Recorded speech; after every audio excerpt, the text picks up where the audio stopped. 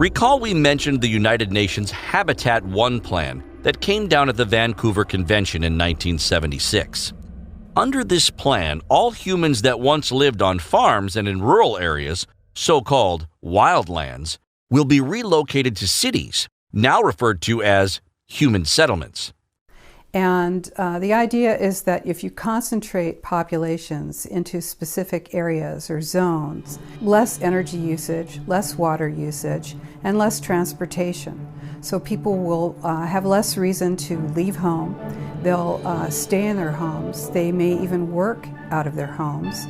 And so they're not going to be using their cars, they're not going to be using energy, and they're not going to be using water.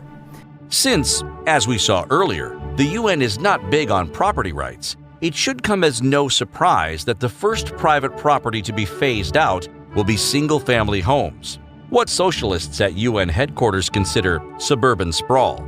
Instead, we the people will live in apartments and condos in megacities near railroad tracks.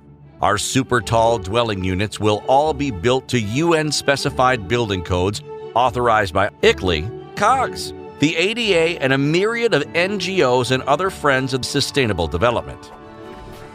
While the animals run wild in continental corridors, we the humans will live in transit villages and smart cities. Smart growth, or new urbanism, is that ideology that says that you shouldn't have more space than you actually need. So if you're a couple of people living in a 3-bedroom house, well, you don't need that extra space. So why do you have it? There's a clear, concerted effort to make it really just about as miserable as possible to exist and use your own private transportation, own your own home. All impetus and incentive, in financial and otherwise, is to convince people that it is unsustainable to live in your own home, have air conditioning. It is their duty as a human being, as a global citizen, you see.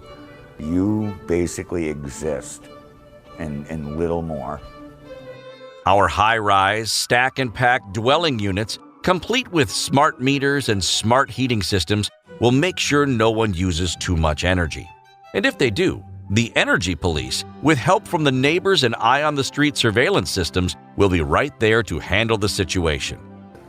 If they can put 1,000 people in one building, it's a whole lot easier to know what they're doing, where they're going, and how they're thinking than it is if you got 1,000 people living in a rural or suburban area. And so the stack and pack is multi-story buildings, multiple families living in the same spot, walking in and out of the same door, always being able to be managed. And smart meters play a big role in that management, as they can measure everything that you do in your life when you're using smart appliances. If you have a garden or a single-family residence, while you're watering your garden, you maybe have more than one bathroom, you're taking too many showers, you're using more than your 10 gallons of water a day. And this is unsustainable. So you need to be removed from your single-family residence.